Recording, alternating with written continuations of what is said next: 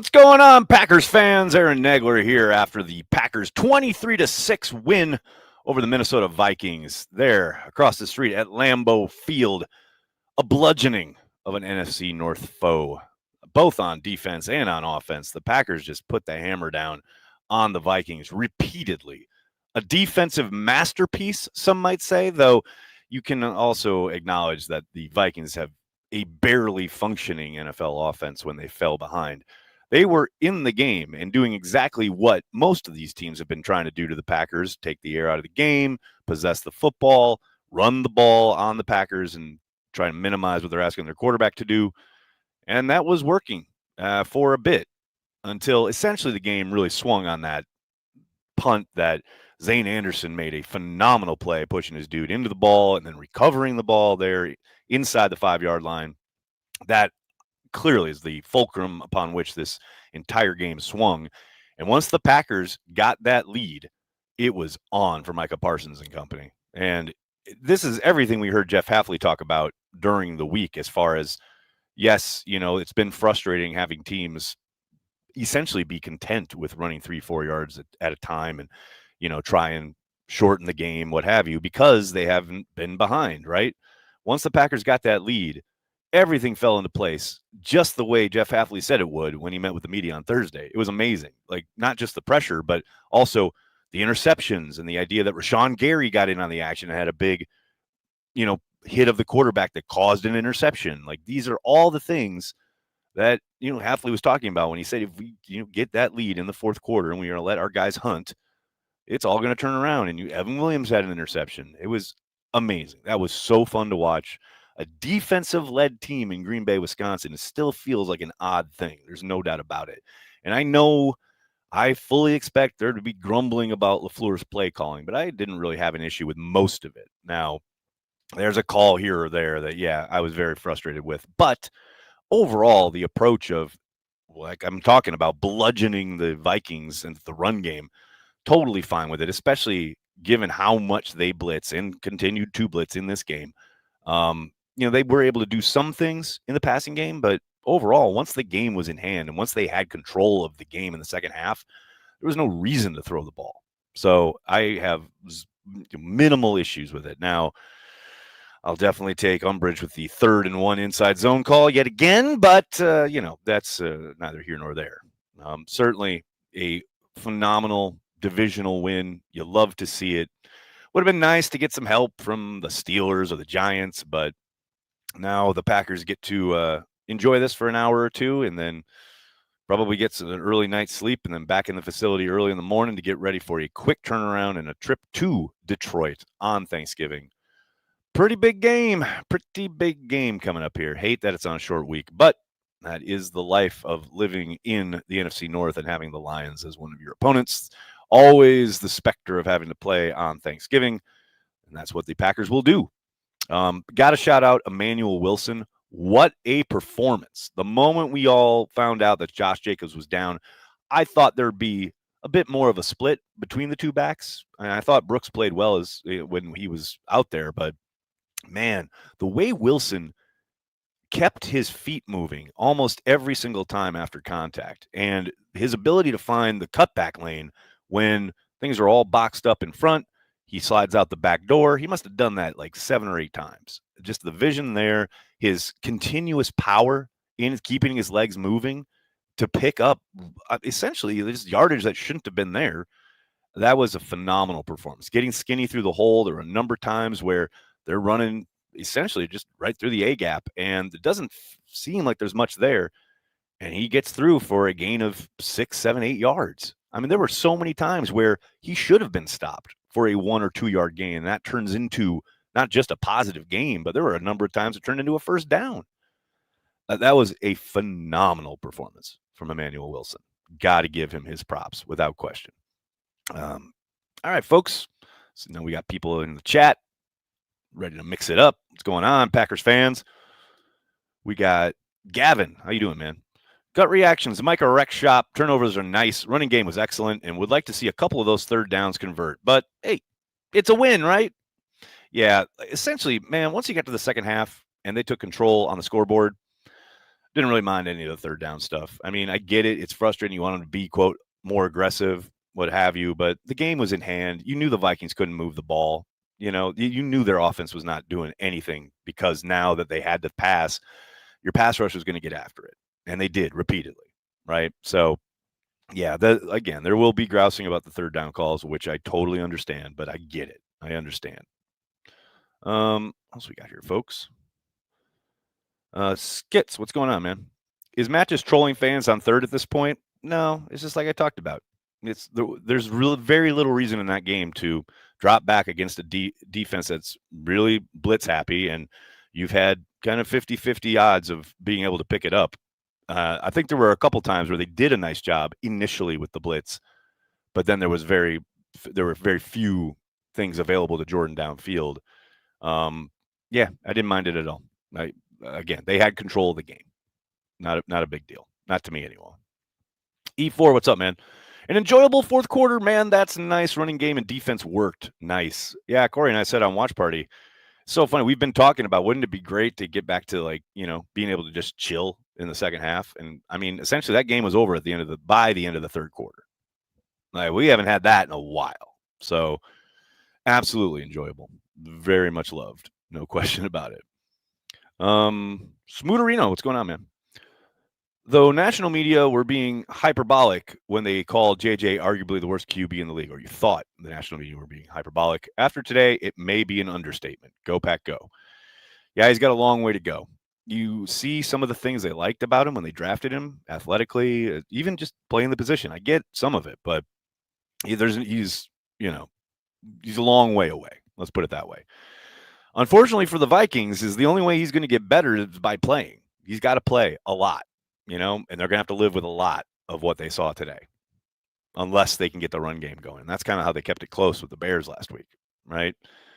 It's a tough time to be a Vikings fan, and boy, was that ever more apparent than when Evan Williams ran down into the end zone after his interception and led the skull chant, which the Packers fans joined in on. And if you go and you look at the video, I don't have it here, but if you go and look at the video, there's legit like 4 or 5 Vikings fans in the front row of that end zone.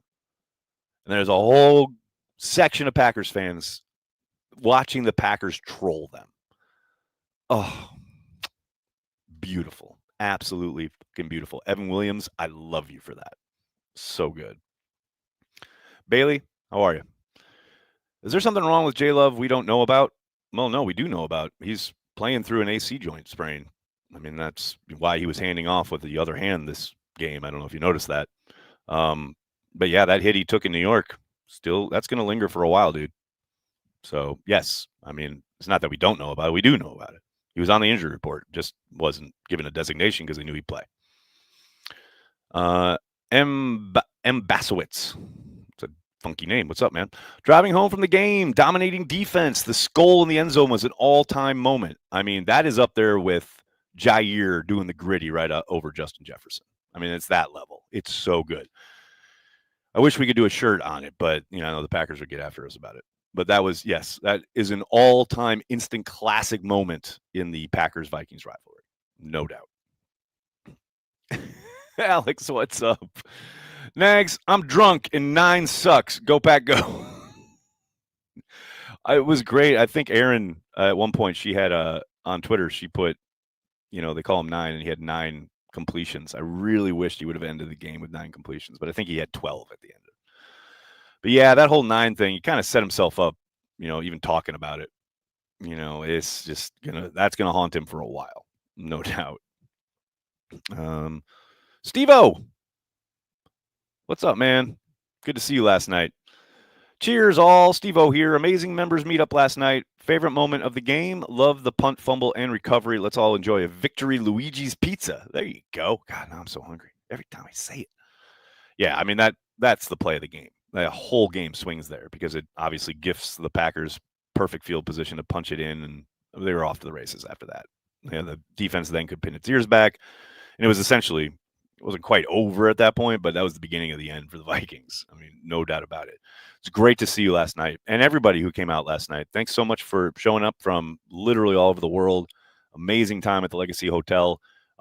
If you are interested in joining the Patreon membership or the Care the G Club membership here on YouTube, we do this meetup each and every year. It is a ton of fun.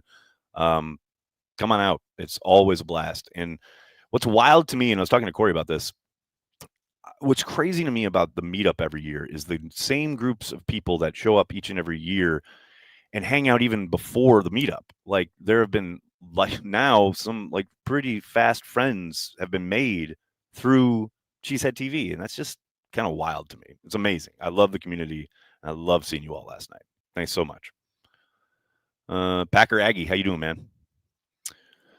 Packer D are dogs. Wilson is a beast. Focus and execution on point. Matt was playing with his food on play calling in the second half. The ghost of Brian Dable strikes at Ford Field. Go Pack, go. Yeah, I wish the Giants could have done us a favor there, but I mean, kind of did just taking the Lions into the overtime like they did. I mean, every minute they were out there in overtime helps the Packers on a short week in particular. So take what we can get. But you are also correct about those guys being dogs. Come on now. Josh, how are you, sir? From Division II Fort Valley State to being a starting running back for the best team in the NFL, Emanuel Wilson is the best. Go Pack, go. I mean, that's an outstanding game he played today. No doubt about it. And we've certainly seen the talent, right, in spurts. It's so great to see someone take advantage of an opportunity like that. It's so great that just how much he did in kind of like every way on the ground, like whether it is yards after contact, whether it was getting skinny through the hole, whether it is just finding a lane on the backside and having great vision. Like he had a jump cut at one point. Dude's like right in the A gap. Jump cut. Let me slide by you here real quick, and he's off to the races. Like, just a great game from Wilson. GB Faithful, what's up, man? Feels like we're 0 for 500 on third and short. Yes, it does. But again, in the second half, it didn't matter. The game was over. The game was totally in control and in hand at that point. Would have liked to see a little bit more creativity.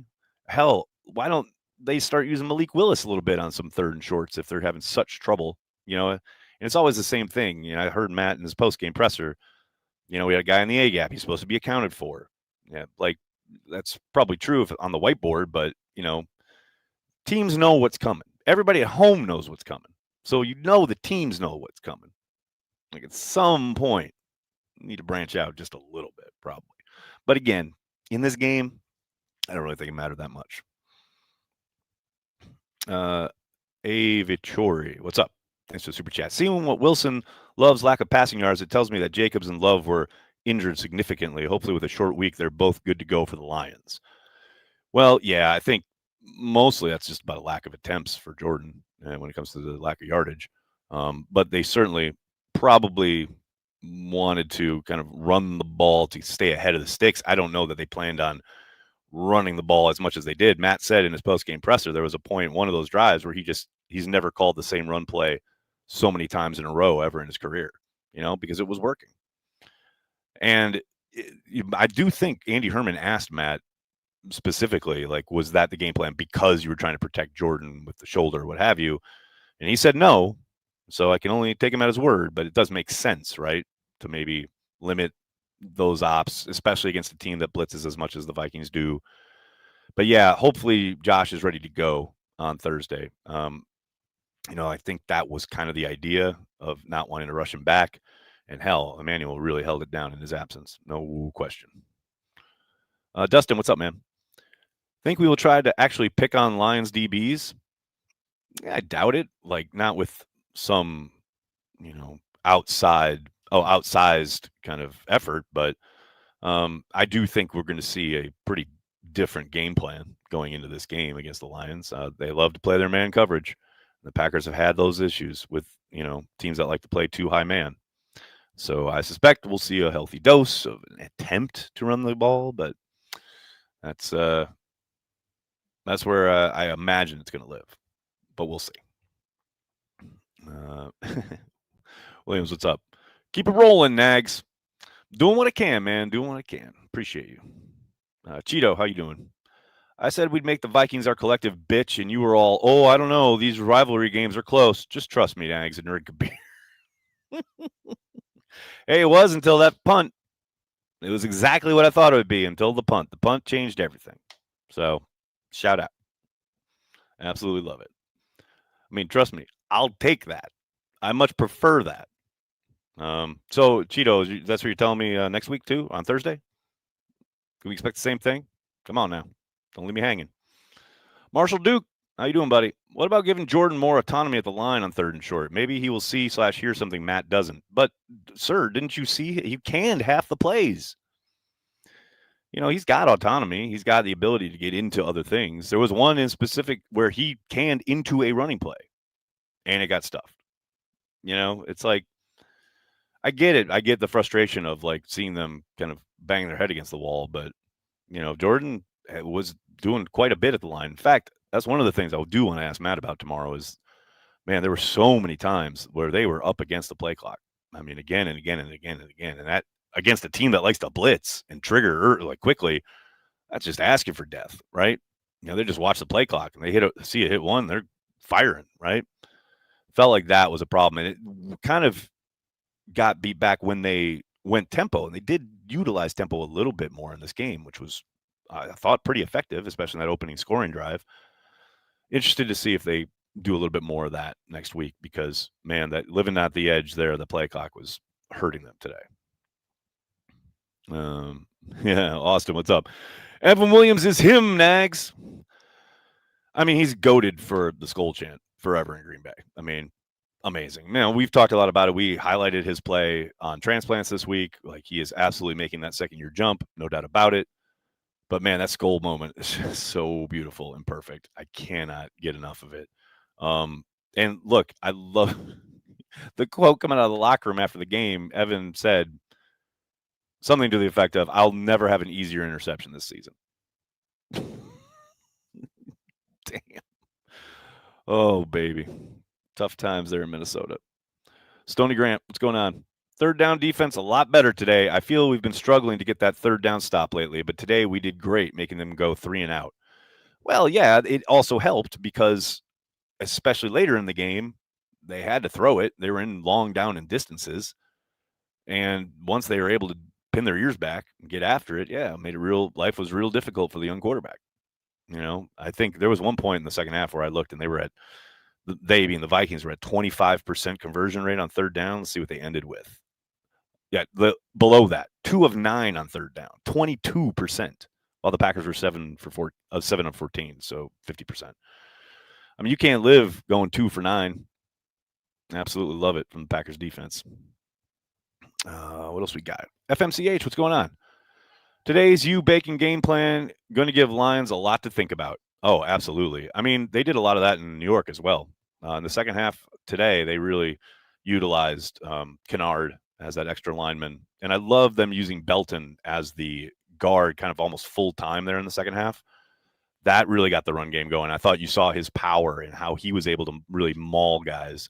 That was impressive stuff. It's going to be interesting to see if he gets the start on the road on Thursday. What else we got? Marshall Duke. Evan Williams equals the ghost of Micah Hyde. Maybe not the ghost, but I mean, he is a pretty similar player, right? And the crazy part is he's still just scratching the surface. He's only a season and a half into his NFL career, and he's this good already. That's exciting stuff.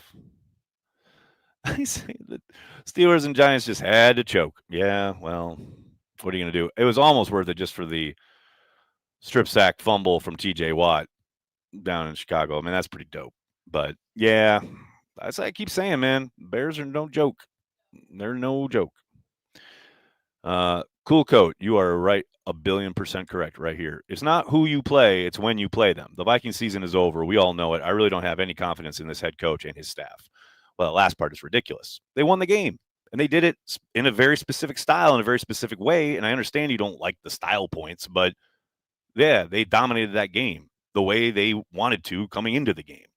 Like, I get the third down calls are frustrating, and people get all mad about play calling, but that all plays in concert. It's complementary football. That's a product of the coaching staff that you're maligning. By the way, the Packers won. What are you talking about, man? But it is about who you play now but you got to play them at the right time, and you can only play who's on your schedule. You know, they certainly caught the Vikings on a downswing. There's no doubt about that. But look at how the Bears fared against them last week. They probably lose that game unless for that last kick. You know, so I just only need to win this week, this game. It's all that matters. And the Packers won today. On to Detroit. Can't wait. FMCH, what's going on, man? Tyron Hopper appreciation super chat. He looked good out there today. I agree, but I will say, have to also give a shout out to Isaiah McDuffie. I mean, he played a hell of a game. I'm the guy. I certainly had my kind of doubts and misgivings about having him out there full time in place of Quay Walker, but man, he balled out today. Really good game from McDuffie. What else we got? Wyatt rebounded well from a ho-hum few weeks. Yes, Wyatt was certainly enjoying the fruits of Micah Parsons' labor. I love that there's a play where they literally are triple teaming Micah Parsons. Like crazy. You hardly ever see that in the NFL. But yeah, it was phenomenal stuff from Devontae. Like I said earlier, Rashawn Gary got involved finally. Like very, very good. Very good stuff. You love to see it. Joseph, I don't think you're wrong here. With Ryan at center and Belton at guard, the dynamic of this O-line could change a lot by playoff time. You're not wrong, man. Now, of course, the question will be pass pro. It's never been a strong suit for Ryan, and Belton is a rookie. You know, at some point in this league, you're going to have to throw the ball, and they're going to have to hold up. But as far as being maulers up front, being physical, certainly looks different with those two out there. They're much more physical than it looks with, you know, or it looked with Elton and Jordan Morgan. No question about that. Braden, what's up, man? That was fun. McDuffie and Wyatt played well. Yes, they did. They most certainly did. It was good stuff. E4, what's up? Bears are no joke, but they still suck. Correct. Correct, they do. That is 1 billion % correct. Would have beat the Eagles with this defense. They kept the Eagles to 10 points. What are you talking about? You're talking about like last year? Join us in 2025, my friend. McDuffie been a dog. I mean, he was a dog today. No doubt about that. My God. Really good performance. Viking special teams went full Bisaccia. So do we give Bisaccia credit for the good stuff that happened on special teams today? Just wondering. You know, he gets all sorts of hell when things go wrong. Do we praise Bisaccia today? All the kicks were made. Great play on special teams to change the entire complexion of the game. Bisaccia get any love? No. Maybe.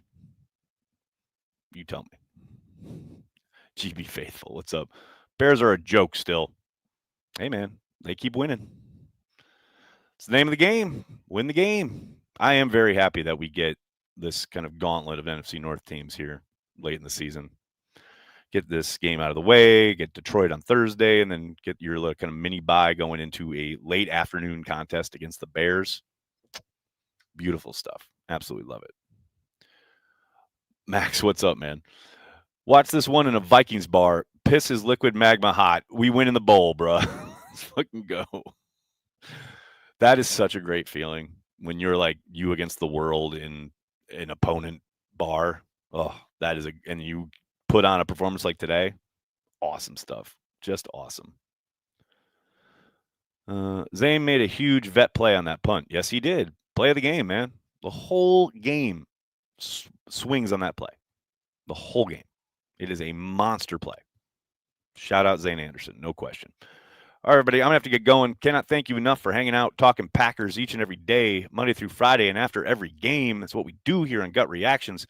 Please do me a monster favor and hit like on the video. Subscribe to the channel, and then tell your friends and tell your family. Cheesehead TV, we are devoted to Green Bay Packers fans worldwide. Thanks a lot, everybody. Have a great night. Go Pack Go.